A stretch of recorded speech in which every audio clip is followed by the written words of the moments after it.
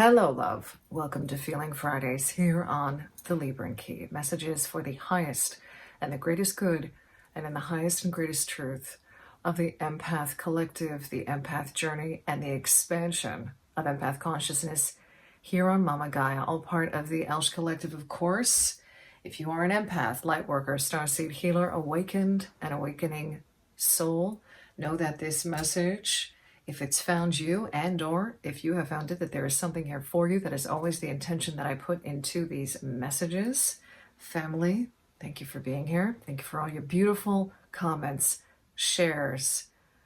Sharing is caring. All the confirmations through the comments that we share, I invite you in each and every video to do that, because we are all spread out across the world and yet all experiencing things simultaneously. So this is an act of love to share what you may be experiencing, any confirmations that might be coming through for you in these messages. These messages are always for confirmation, activation, consideration. Take what resonates, leave what does not. And if you are new to this channel, a very warm and loving welcome to you. This is going to be a message of connected to, well, I'm hearing rose coding. Rose coding. This came through coding as in codes. C-O-D-E-S. Not coding as in something like you put over something. Even though it's interesting because that can be an activating 144 on the counter, as I say that. That can be an activating thing in and of itself, coding something. And I'm actually being shown, like a cloak, the way it cloaks something or coats something or goes over something, the way you wear a coat, okay? I'm being shown like the invisibility cloak. I'm seeing a scene from Harry Potter now with that. And what they're bringing through with that essentially is frequency. Okay, this is interesting. This is going in a whole other direction, but heck, let's do it, okay? This has to do with matching the frequency of something. Matching the frequency, attuning to a frequency. They're showing me how significant this is for each and every one of us to be doing this individually and collectively. Okay, this is connected to the message that they were bringing through in the meditation with regard to boundaries and healthy boundaries. But it's not just about healthy boundaries. It's also about attuning to and connecting with the right energies. And they're also bringing back that they've brought this phrase before through, and obviously it's not just a phrase, it's more than that, but the energy of a right relationship. So we're coming back to this full circle now. And this invisibility cloak, this is interesting. They're giving it to me as a metaphor to making ourselves invisible to the frequencies that we are not in alignment with and that we choose not to attune to. There's something here in the energy of sound as well, connected to frequency, for them to bring through that choose to attune to, like it sounds sing-songy. Really, really important. That's actually a synchronistic message that's been coming through other things that I've been coming across, even other readers that I've been coming across. It's really fascinating. I've been getting confirmations for this in my own journey with regard to sound frequency and the importance of music, the kind of music you're listening to. I was going to say that's interesting. 132, I meant to say 432, but maybe there's something to that. Look into that. That's the energy of 6 when you add it up. So that, again, is harmonization, the energy of Venus, very much connected to rose codes and the sisterhood of the rose, all coming through for this message, okay? So this is about, what are you exposing yourself to, frequency and sound-wise, and the importance of the music that you're listening to. As empaths, we are more sensitive to this, right? So pay attention to this. This is a really specific thing with regard to music. And this could be because there are certain, let's just say, forces at work ill manipulating how we are receiving and perceiving music. And we need to be very aware of that. Okay. They're giving me the analogy here that this is almost like a weapon on consciousness. All right. But this isn't anything to be feared. Understand that you are powerfully sensitive to this. And so if you're listening to music and it's making you feel something's off, and this can feel very low level, like very subtle. That's what I mean when I say that. It's a subtle kind of like, especially with songs that sound like similar and they feel like they're almost like droning in their repetition. A lot of pop music can fall into this category, not all of it, but just be careful who you're listening to and perhaps what energies they're aligned to, because there's something in this, like they're referring to the music industry as like an industrial military complex. Like they're giving me that analogy. Now, we all know, if you are kind of paying attention to the news, I'm going to put that in quotation marks. Actually, interestingly enough, they're showing me the news not actually being new, because there's been many things that have been going on for a long time now. It's not news. With regard to, again, usurping power in different industries, also the programming, the indoctrination, even what we would call the kind of quote unquote spell work, people referring to it that way. But again, I am not saying that to bring any kind of fear into any of this, because when you know, and when you consent to something not happening, it doesn't happen for you, right? Awareness is key here. They're simply wanting us. It's interesting because they came in with a sense here of feeling like this was urgent. There was a sense of urgency here, and they're kind of connecting it to what is timely going on right now, with Pluto opposing Mars, of all things. They brought that astrology into the picture here, because there's an energy here of really, the alchemization of Pluto opposing Mars is very connected to being our own authority. And especially with where it's positioned currently and what's going on collectively. And the fact that we are at that anaretic degree of Capricorn in Pluto, or Pluto in Capricorn, I should say, 29 degrees moving into Aquarius now, right? As we move into it, there's a huge emphasis here on being our own authorities and understanding that when you are sovereign, you are safe. When you are sovereign, you understand that you hold within you the power to consent or not to anything, and to create the life and co-create the life I'm hearing that you see fit, that is in alignment, especially considering if you're watching this, you are attuned to the highest and greatest good of humanity, of the collective, of your own highest and greatest good and highest and greatest best and truth, attuned to the frequencies of love. Okay. Is there anything else here before I start? Oh yeah, in the beginning, they also showed me, I was seeing a pipe leaking. They were giving me the visual of a pipe leaking and water stains, the water stains that get left behind from when we have a leak. And I heard nipping it in the bud in terms of consciousness, our consciousness. So this is a simple, how they're giving it to me now is, again, connected to the timing of what's going on right now. And of course, whenever you find this message too, but speaking to the timely aspect of this, with this dynamic happening astrologically, they're showing me how important it is at this point to really be aware of the consciousnesses that you are continuing to feed in your own life on a day-to-day level. And when you catch yourself having a thought or having a perception that is any way connected to lack, specifically scarcity mentality, also division consciousness, nip it in the bud. And they're simply showing me of bringing compassion and love to whatever might be coming up for you, okay?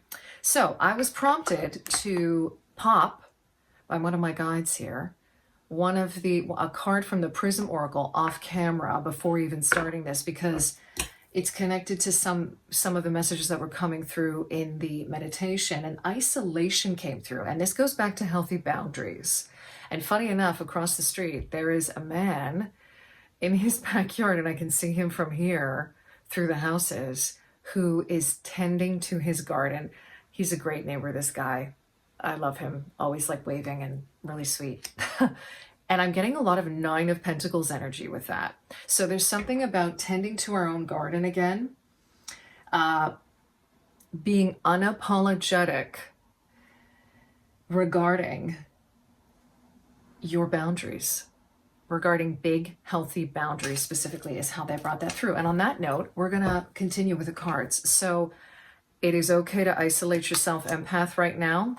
And whenever you find this message, passion at the bottom of the deck, this comes back to the energy of the rose codes, the rose of Venus, okay, the sacred geometry in that. They're actually showing me that there's a geometry in this that is reflecting that. So again, there's an energy here of symmetry and balance, gentleness. They're showing me this passion, like I'm seeing the energy of the lion coming through right now. I'm getting lion heart with that. I'm also getting this beautiful, there's a lot of Christ, I'm going to say Templar energy here, okay? The true essence of the Templars, this knight energy of, again, they're saying codes of more, and they're specifically moral codes. Being passionate about your moral codes, being passionate about what is in your heart. And I'm working with Moonstone, with Rainbow Moonstone for this, okay? So there's something about the energy and frequency of Moonstone. 1234 on the counter as I say this. 1, 2, 3, 4, 5, 6, 7, 8. They're bringing in the energy of numbers again and frequency and rhythm. I'm actually hearing drumming right now.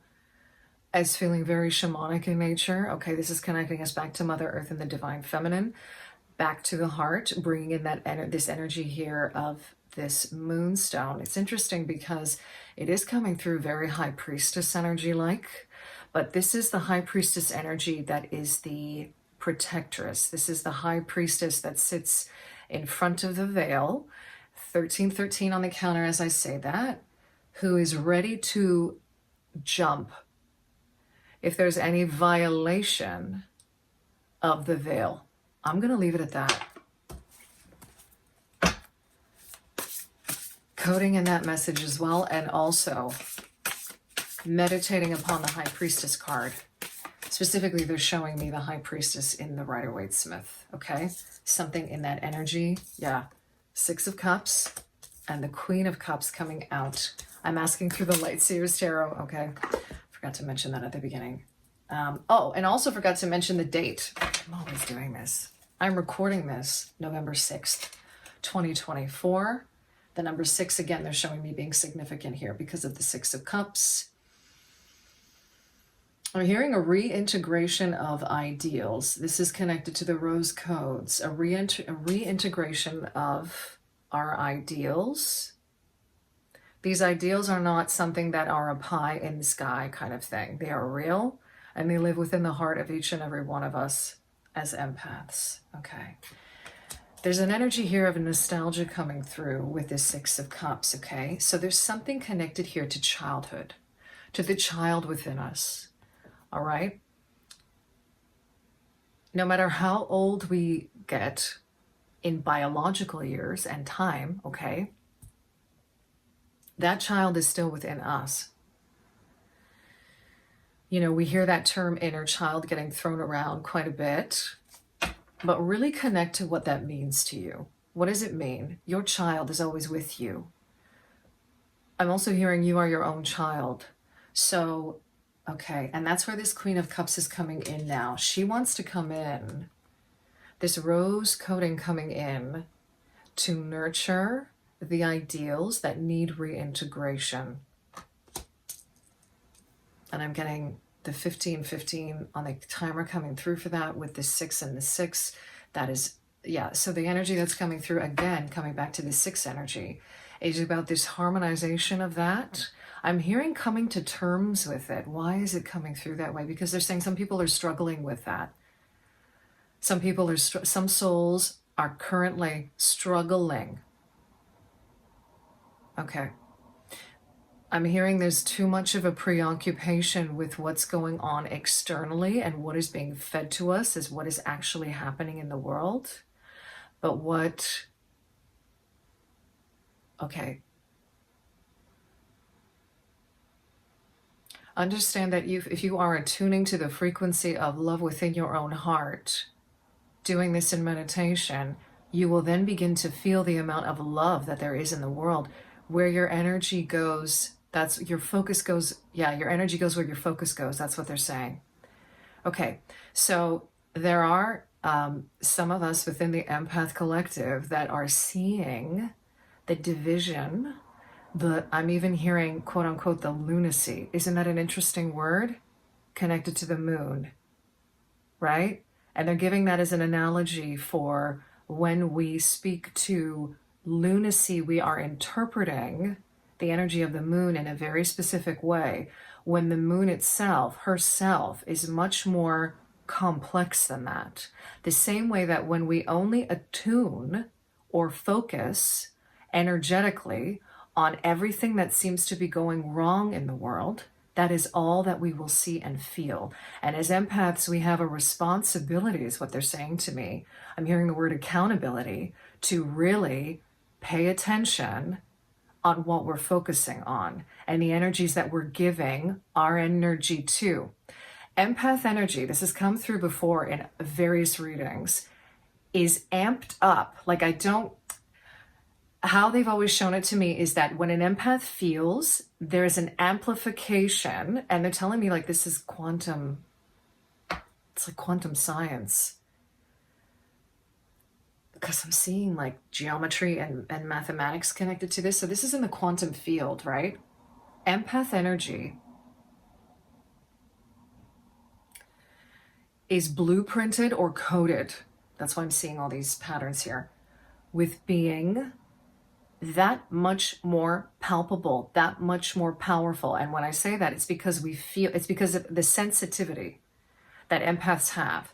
So when an empath feels something, doesn't matter what it is, whether it's joy, whether it's despair, it is amplified much more than perhaps a soul that is not attuned to that empathic nature or template.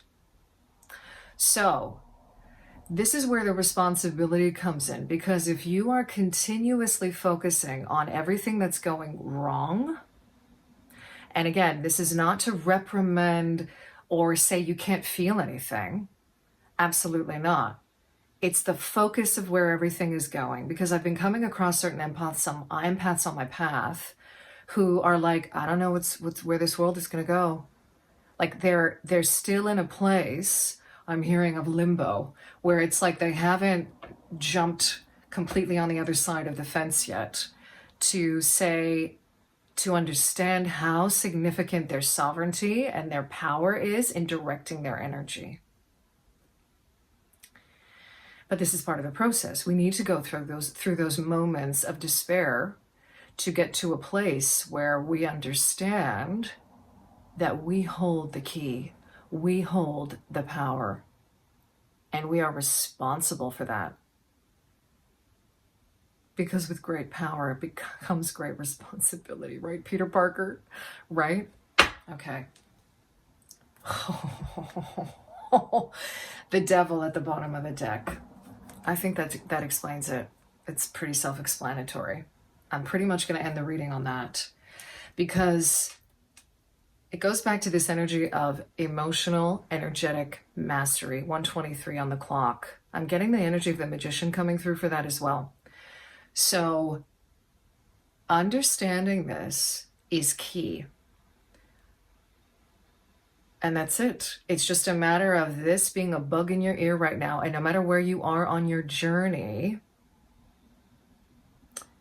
this is going to ping for you where it needs to ping for you so that you can make the necessary changes, is what I'm hearing. And changes here can be anything. Oh man, I'm getting run the gamut. Oh, you know, I looked that word up. Okay, I was like, gamut. This word keeps on coming through. So gamut is, I think it's connected to like medieval Latin, and it's connected to the Greek letter gamma and the ending ut, which has to do with a musical scale. And what were we just talking about earlier? Sound, music, frequency, okay? Directly connected to this. Thank you. Thank you to the Sisterhood of the Rose. Thank you, Spirit, for bringing that beautiful confirmation through. This is really important. And I'm also getting the energy here of echolocation and water, because we have both cups coming through here. Okay? The energy of water coming through here. Sonar, how that works, understanding that water also connected to this as well. You know when you put your head underwater and everything sounds muffled? This is a new way of hearing things, or a new way of tuning into frequency. But it's also a way, going back to these beautiful, healthy boundaries, coming back to this isolation, putting those beautiful, healthy boundaries in place as a form of self-love, okay? And being in your sovereignty. I'm going to end it there. Thank you to the Sisterhood of the Rose for coming through for this message. Thank you, Spirit. Thank you for sharing your time and your energy with us in this space. I'm sending you so much love wherever you are, in love and liberation, always.